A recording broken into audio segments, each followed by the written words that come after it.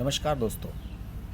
पश्चिम बंगाल के विधानसभा चुनाव में इस बार मुस्लिम वोट बहुत बड़ा मुद्दा बन गए हैं। इसकी दो वजह हैं।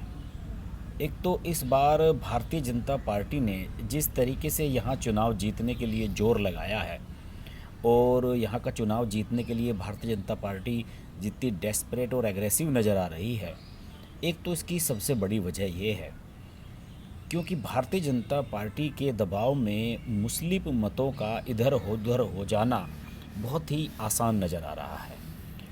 दूसरी वजह कि मुस्लिम मतों के लिए कई दावेदार सामने आ गए हैं।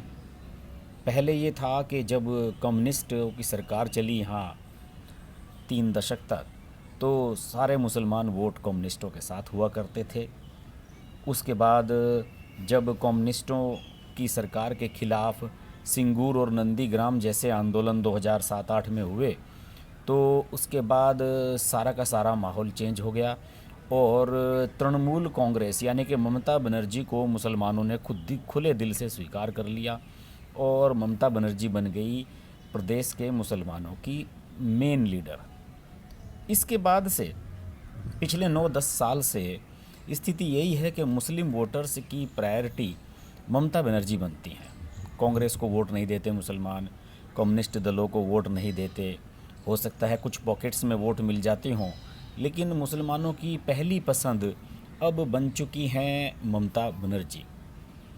लेकिन जब से बीजेपी ने 18 लोकसभा सीट जीतने का स्वाद यहाँ पर चखा है और यहाँ को लेकर बीजेपी ने एक एग्रेसिव पॉलिसी बनाई है कि हम 3 सीटें थी बीजेपी की पिछली बार यहाँ विधानसभा चुनाव में, और इस बार बीजेपी यहाँ 100 से ज़्यादा 150-200 सीटें जीतने का अरमान पाले बैठी है। तो उसकी वजह से सारा माहौल चेंज हो गया है।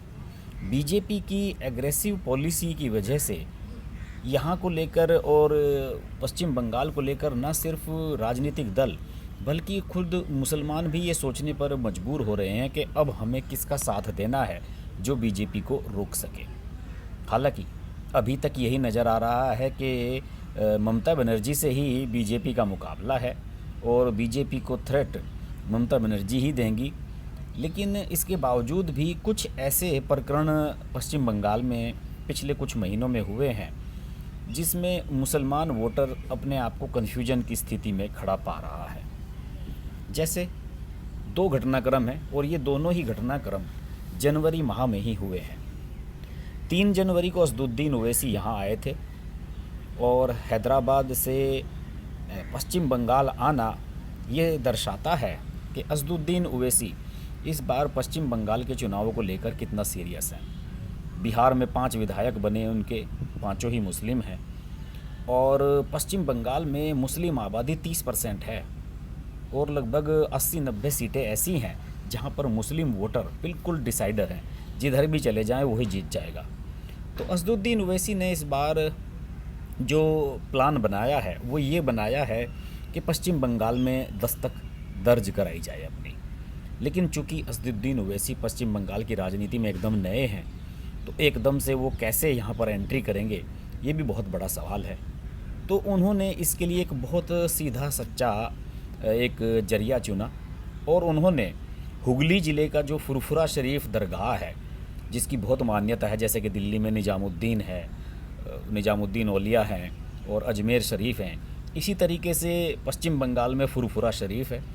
और इस दरगाह के जो मौलाना हैं फ़िलहाल वो अब्बास सिद्दीकी हैं, बिल्कुल युवा हैं, 38 साल के हैं।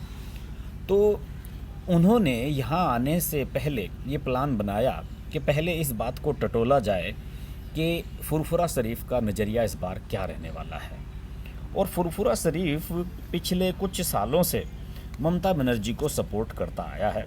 सिंगूर और नंदीग्राम का जब आंदोलन हुआ था तब भी फुरफुरा शरीफ ने ममता बनर्जी को सपोर्ट किया था और ममता बनर्जी सरकार में रही थी।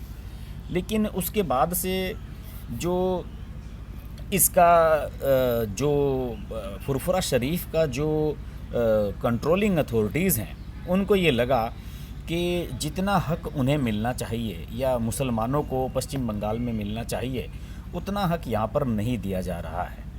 और इसी वजह से उनके जो पिछले कुछ महीनों से बयान हैं वो ममता बनर्जी के एडवर्स आ रहे हैं। इस बारे में पिछले दिनों एक बयान आया था अब्बास सिद्दीकी का। उन्होंने ये कहा था कि जो सच्चर कमेटी की रिपोर्ट आई थी उसने ये साफ कर दिया था कि सबसे ख़राब हालत में पश्चिम बंगाल का मुसलमान है और इसी वजह से मुसलमानों ने वाम दलों का साथ छोड़कर ममता बनर्जी का साथ पकड़ा था।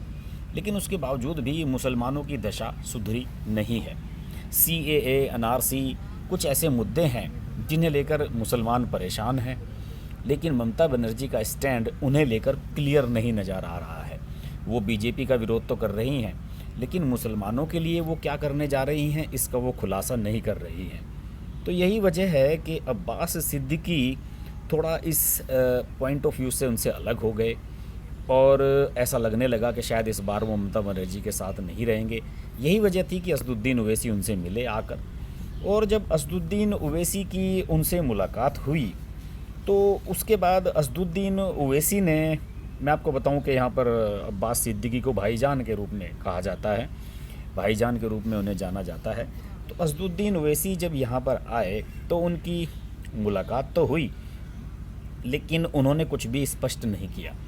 उन्होंने ये भी नहीं कहा कि जो अब्बास सिद्दीकी हैं वो हमारे साथ आ रहे हैं, ममता के साथ रहेंगे, किसके साथ रहेंगे, कुछ भी क्लियर नहीं किया। और बताया जाता है कि असदुद्दीन ओवैसी ने अब्बास सिद्दीकी से मुलाकात के बाद सब कुछ उन्हीं पर छोड़ दिया कि देखिए पश्चिम बंगाल में आप बड़ी अथॉरिटी हैं और यहाँ के मुसलमान आपको ज़्यादा मानते हैं, तो इसलिए अब आप ही तय कीजिए कि अगले चुनाव में आपको क्या रुख करना है और उसी हिसाब से बात करेंगे। तो उन्होंने, असदुद्दीन ओवैसी ने फुरफुरा शरीफ की सपोर्ट नहीं मांगी, बल्कि खुद को सरेंडर किया और कहा कि चलिए साथ मिलकर चुनाव लड़ते हैं। हो सकता है कि कुछ उस दौरान उनके दोनों के बीच में तय भी हुआ हो कि किस तरीके से चुनाव लड़ा जाए। अब इसका एक नया रूप सामने आया है। अभी यानी कि बृहस्पतिवार को इन्होंने 21 जनवरी को फुरफुरा शरीफ के जो पीरजादा हैं अब्बास सिद्दीकी, उन्होंने एक राजनीतिक मोर्चा बनाने का ऐलान किया है और इसका नाम रखा है इंडियन सेकुलर फ्रंट, ISF। और इसमें उनका ऐलान है कि हम फ्रंट की कोशिश ये रहेगी कि सभी 294 सीटों पर लड़ा जाए, लेकिन फिर भी उनका ये कहना है कि कुछ हम ऐसा करने जा रहे हैं कि हम कुछ और दलों को अपने साथ लेंगे और लगभग इसमें हम 8-10 दलों का गठबंधन बनाएंगे और 60 से 80 सीटों को हम लड़ेंगे और जहां पर हमारी जीतने की संभावना है, और हो सकता है कि इसमें असदुद्दीन ओवैसी भी शामिल हों। फ़िलहाल उन्होंने, चूँकि फुरफुरा शरीफ की एक परंपरा रही है, एक रवायत वहाँ की है कि वो कभी भी सक्रिय राजनीति में उसका जो प्रमुख होता है, पीरजादा जिसको कहते हैं, वो कभी खुद सामने नहीं आते हैं। तो यही वजह है कि उन्होंने अपने भाई नौशाद को इसका अध्यक्ष बनाया है, ये जो फ्रंट उन्होंने बनाया है। और नौशाद पढ़े लिखे हैं, B.Ed बताए जाते हैं, इतिहास से मास्टर की डिग्री है उनके पास। तो पिछले कुछ समय से फुरफुरा शरीफ के पीरजादा अब्बास सिद्दीकी ने पश्चिम बंगाल का दौरा किया है और उन्होंने ये जानने का प्रयास किया है कि मुसलमानों का मूड क्या है। उसी को सब कुछ करने के बाद उन्होंने ये तय किया है कि हम अपना राजनीतिक दल बनाएं। हालांकि फुरफुरा शरीफ के जो ये अब्बास सिद्दीकी हैं, इनके एक चाचा हैं तोहा सिद्दीकी, वो इनसे काफ़ी नाराज़ रहते हैं और उन्होंने कहा है कि ये इतिहास में काला दिन है कि फुरफुरा शरीफ का कोई शख्स या इससे जुड़ा हुआ कोई व्यक्ति अगर चुनाव लड़ता है तो हम लोग राजनीतिक लोग नहीं रहे हैं और ये हमारी परंपरा पीरजादा की नहीं रही है। भले ही उन्होंने ये भी दावा किया है कि भले ही 100 दल बन जाएं, लेकिन कोई भी सांप्रदायिक दल यहाँ पर जीत नहीं सकता। उनका इशारा बीजेपी की तरफ है। तोहा सिद्दीकी जो है वो ममता बनर्जी के सपोर्टर रहे हैं और उन्होंने ये कहा है कि जो ये राजनीतिक दल बना रहे हैं अब्बास सिद्दीकी, ये और कुछ नहीं है, ये केवल बीजेपी की चाल है। बीजेपी और आरएसएस अपना पैसा खर्च करके मुसलमानों के वोट बांटने का प्रयास कर रहे हैं। बहरहाल अब्बास सिद्दीकी का ये कहना है कि ऐसा कुछ नहीं है और हम दलित और मुस्लिम वोट जो पिछड़ गए हैं, ये लोग यहाँ पर बहुत से लोग आगे तरक्की कर गए, लेकिन दलित और मुस्लिमों का यहाँ पर कुछ नहीं हो सका। हम उनकी कदर करेंगे और इसलिए हमने पार्टी का जो संगठन का जो हमारा झंडा है उसका रंग भी सफ़ेद, हरा और नीला बनाया है। नीला दलितों का रंग, सफ़ेद शांति का रंग और हरा मुसलमानों का रंग। और उन्होंने ये कहा है कि हम ब्रिगेड परेड मैदान में एक बड़ी सभा का भी आयोजन करेंगे। और सब जानते ही हैं कि यहाँ पर लगभग 90 सीटों पर मुस्लिम वोटर्स डोमिनेटिंग हैं। और अगर ऐसे में पीरजादा सिद्दीकी और असदुद्दीन ओवैसी की पार्टी मिलकर चुनाव लड़ती हैं तो ममता बनर्जी का तो बंटाधार होना तय है। लेकिन फ़िलहाल खबरें यही हैं कि ममता बनर्जी को अब भी भरोसा है कि उनकी जो टीम है उसमें मुसलमानों का भी भरोसा है। और अंत में जब वोटिंग की बारी आएगी और मुसलमानों को ये लगेगा कि ममता बनर्जी ही रोक सकती हैं केवल बीजेपी को, तो हो सकता है कि सारे मुसलमान वोटर उनके पास आ जाएं। तो कुल मिलाकर ममता बनर्जी की परेशानियां बढ़ती जा रही हैं और अब मुसलमानों के वोट्स को लेकर ममता बनर्जी को बहुत कुछ सोचना पड़ रहा है। और इसके लिए जिम्मेदार हैं फुरफुरा शरीफ और असदुद्दीन ओवैसी। आने वाले समय में कुछ और दिलचस्प डेवलपमेंट पश्चिम बंगाल में होने जा रहे हैं, इन पर हम नज़र बनाए रखेंगे। आप देखते रहिए हर्ष की बात लाइव। नमस्कार। अगर आपको हमारी वीडियो पसंद आई तो वीडियो को लाइक करें, चैनल को सब्सक्राइब करें और नोटिफिकेशंस के लिए बेल आइकन को प्रेस करें।